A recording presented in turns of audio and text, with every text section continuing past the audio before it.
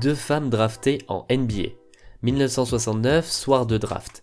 À l'époque, la draft NBA se compose de 20 tours contre 2 aujourd'hui et 218 joueurs sont sélectionnés contre 60 aujourd'hui. Au 13e tour, avec le choix numéro 173, les San Francisco Warriors sélectionnent Denise Longriff. À l'époque, son profil est assez peu connu, pourtant à 18 ans et du haut de son mètre 80, elle empile les performances énormes. En sortie de lycée, elle tourne à 68,5 points de moyenne avec une performance en début d'année à 111 points. Malheureusement, le commissaire de la NBA, Walter Kennedy, pose son veto car la ligue ne comprend pas de joueurs en sortie de lycée ni de femmes.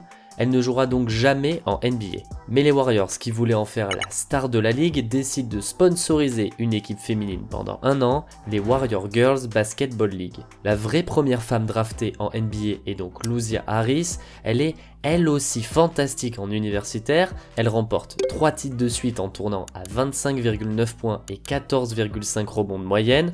En 1977, la draft ne fait plus que 8 tours, mais avec le 137e choix, Louisa Harris, 1m91, est sélectionnée par le Jazz de la Nouvelle-Orléans, qui veut en faire son pivot. Mais Louisa Harris, enceinte, refusera de rejoindre le camp d'entraînement du Jazz. Elle ne jouera ensuite qu'une année dans la WPBL, la NBA féminine, avant de raccrocher les baskets à 25 ans. Elle sera tout de même la première afro-américaine intronisée au Basketball Hall of Fame en 1992.